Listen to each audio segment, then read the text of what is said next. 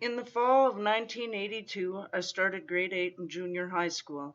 There were two junior high schools in the city, and because of the bus route, I had to go to a different one than the rest of my classmates. In a matter of weeks, I managed to arm wrestle all of the boys in my grade and beat them all. I made a name for myself, and for the most part, boys left me alone. I made a few new friends, and they were the ones that liked horses. What changed with our horses was that Mom and Dad had a big blow-up fight with the Arabian horse breeders and some dealings with the breeding to their stallion for our mare Lynn that we had purchased from them. They insisted that we owed them money, and as a result of the argument, my Arabian filly, Misty, went to the Arabian horse breeders at weaning time and was lost to us. Shortly thereafter, we sold Lynn and Shadow to some people that we knew, and they owned them for many years after. Shadow also turned out to be gray. The last time I saw Lynn, she was nearly white, and Shadow was steel gray. The following spring, after the sale of the Arabians, Mom wanted a horse of her choosing. We went horse shopping and came home with a beautiful Palomino mare. Bar T Beauty was a registered quarter horse and stood 15 hands high. Mom named her Sheba. We had 3 horses then, Toby, Sheba, and Raisin. Around that same time, my mom's cousin Roni also purchased a liver chestnut Morgan mare from Calgary named Bo, and she boarded with us for a while. That year we rode together in the parade. I rode Raisin, Roni rode Bo, my friend Tanya rode Toby, and Chad rode Sheba. It was a lot of fun to dress up and ride in the parade together that year. Roni would often stay with me and Chad if Mom and Dad went away or something. She was the best. We had so much fun, and she was hilarious to watch movies with, too. My mom only rode a few times with me, and that was because when she was in her early 20s, she fell off a rented horse and broke her tailbone. The doctors had to cut her tailbone off, which made it too painful for my mom to sit on a horse for very long. I know my mom loved horses as much as I did. She would go out and talk to them, too, and bring them treats. She enjoyed my love of horses and basked in their companionship from the ground. We worked and rode horses all summer. Chad rode Toby more too. His thing was horsepower of the 2-wheeled variety, but he still learned how to ride a horse and handle them properly. It was the summer of Little Joe. I don't remember where Little Joe even came from. Dad just showed up with him one day, a gray Shetland pony that Dad would lead into the house and give carrots out of the fridge. Dad thought this was hilarious, and my mom is a saint for putting up with it. Everyone tried to ride Little Joe, but he was a squirrely little pony that would find ways to ditch you in any way imaginable. He rubbed me off on the side of the garage when I tried to ride him, so I gave up and went back to riding Raisin and Toby. Little Joe was a schmoozer and was too cute for his own good. He loved to be petted and coddled, but not ridden. He wanted to be a pet. What is significant about Little Joe is this. For Halloween that fall, my mom, Dad, Ross, and some other friends were going to take Little Joe to the bar. Ross dressed up in a funky cowboy hat, long white full-body underwear with cut-off shorts, hockey socks, and work boots, and everyone else just went along for the fun of it. Now, I didn't go to the bar because I was only 14, but I heard the whole story and I saw all the pictures. They went to one bar first and were warmly welcomed. Ross rode Little Joe through the bar. They got free drinks from the bar owner because he thought that was pretty cool. Little Joe got lots of petting, and they had a little visit and went on to the next bar in town. The second bar also gave them a warm welcome and a lot of laughs. The third bar, however, was not so receptive. The bar owner promptly called the police, and when the marshals showed up, it was like a bar brawl scene out of an old western. The police broke Ross's arm when they arrested him. My dad got arrested and thrown in jail, and they almost arrested my mom too, but someone had to take Little Joe home because they didn't have the facilities to arrest a pony. The fun was over. I don't think anyone knew what they arrested my dad and Ross for, disturbing the peace, I guess. That may have been the only thing they could charge them with.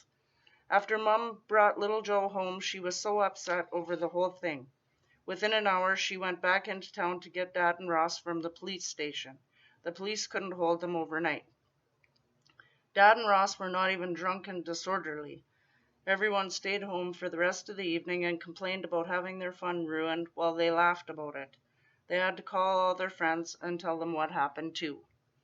Little Joe was later sold to someone else my dad knew, and he was treated like a pet and spoiled there the rest of his days. Early in November, shortly after the whole Halloween disaster, some Morgan breeders that Roni knew were passing through town. Roni brought them out to see her Morgan mare Bo and introduced us to them. The Morgan breeders were from Jansen Morgan Farm in Tofield, Alberta.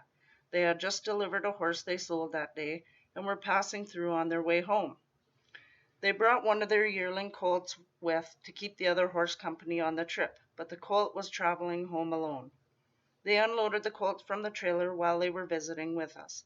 His registered name was JMF Night Shadow, and he was as black as coal, with only a few white hairs on his forehead and a hind coronet. He was a looker, no doubt about it, very calm and quiet for a yearling stud colt.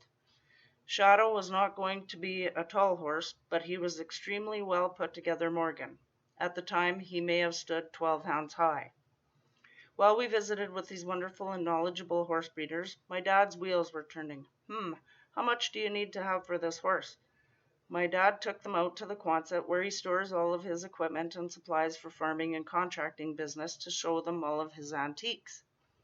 They returned a half hour later when my dad announced that he had purchased Night Shadow.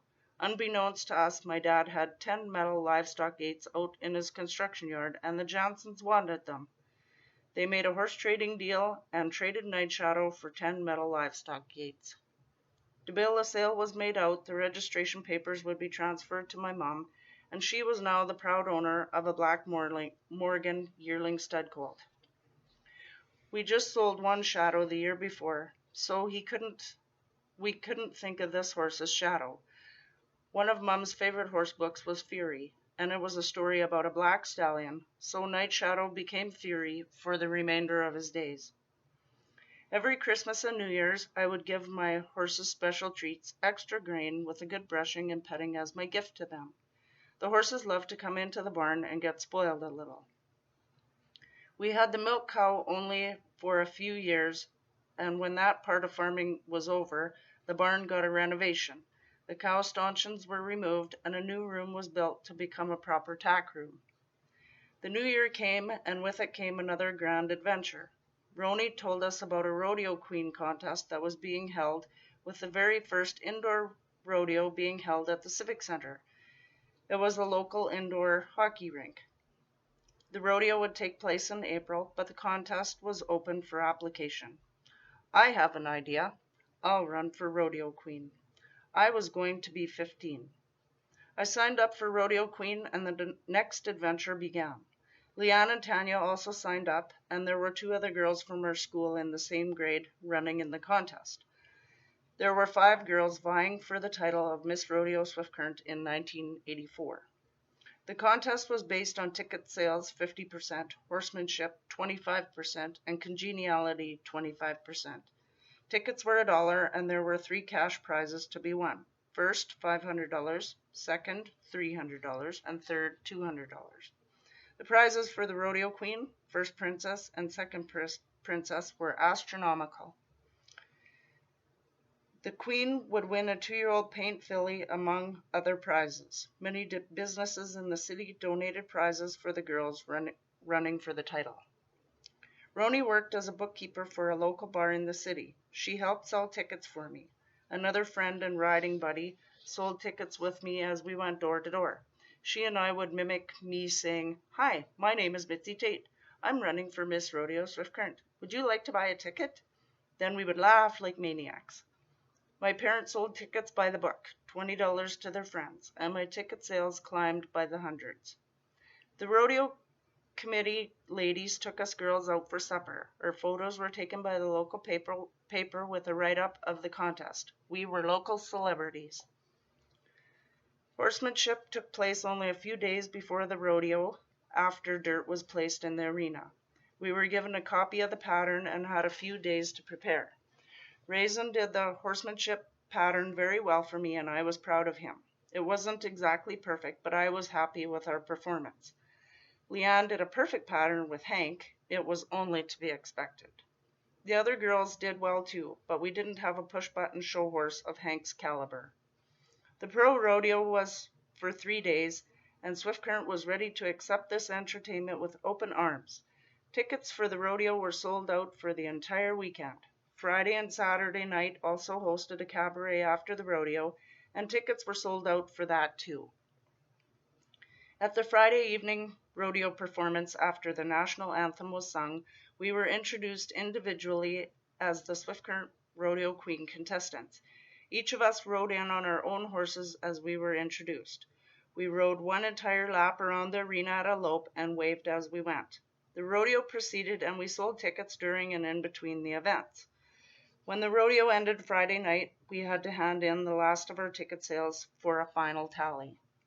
Miss Rodeo Swift Current would be crowned at the Saturday night rodeo performance.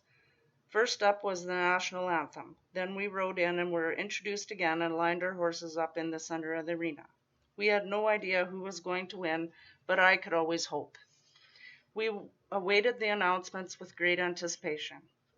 They started announcing the awards with the Congeniality Award. The Horsemanship Award, of course, went to Leanne, and we clapped as we sat on our horses in the arena. Raisin was as good as gold and stood with no fuss at all. They started at the third princess. Second princess went to my friend Tanya. I sat on Raisin with trepidation. I knew that I sold more tickets than Tanya. That much I knew. And the winner of the 1984 Miss Rodeo Swift Current contest is Mitzy Tait. I was so excited. I won! I had to dismount to accept my sash, and the rodeo committee exchanged hats with me that already had a crown on it. Then John Coop, who had donated the paint filly, walked in with her and shook my hand with congratulations. They took lots of photos. John then walked back out of the arena with the filly for me to pick up at a later time. The rodeo committee read off the list of prizes for each award handed out that evening and thanked each of the businesses for their donation to the contestants. Each of the girls was again introduced as they galloped out of the arena. I was the last to ride out and was once again announced as Miss Rodeo Swift Current 1984, as I waved wildly to the crowd. Raisin seemed to step a little higher and managed to look even more proud than he ever had. It was our shining moment, and we looked amazing. When I galloped Raisin out of the arena toward the gate, there was my proud dad with a beaming smile and tears in his eyes. I literally leapt off Raisin into his outstretched arms for the biggest hug ever. Mom was there too, just as happy and proud, with tears in her eyes too, but she let Dad have this moment. Someone caught Raisin. Dad took him home and came back in time to watch most of the rodeo. I was so excited and got so many congratulations. I was exhausted by the end of the night and so ready for bed. What a great day. Sunday afternoon at the rodeo, I was not required to bring my own horse. They provided a leopard Appaloosa for me to ride because I would be carrying in the Canadian flag as they sang "O Canada" before the rodeo began. And proudly carrying our Canadian flag for us this afternoon is our very own Miss Rodeo Swift Current, Mitzy Tait. I jogged the horse around the arena carrying the flag while some beautiful voice sang "O Canada." The following Monday at school, they announced over the intercom that I had won Miss Rodeo Swift Current, but somehow that got overshadowed by the fact that Karen McBain from my school was in Toronto and won Miss Teen Canada at the same time.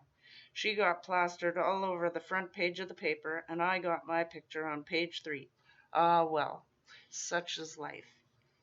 I was still on cloud 9. I got interviewed, my picture in the paper, and so many prizes. My most treasured prize I still have, my sash from those days, my crown, my silver belt buckle with a crown on it, a professional photo of me in my hat and crown, and most precious of all, the photo my mom took in the arena after I won of me on Raisin.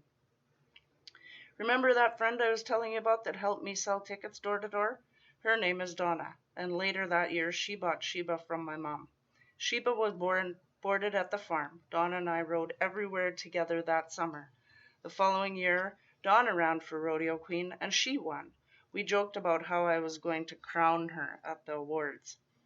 So now you are wondering about this horse I won. Well, that is a whole nother story.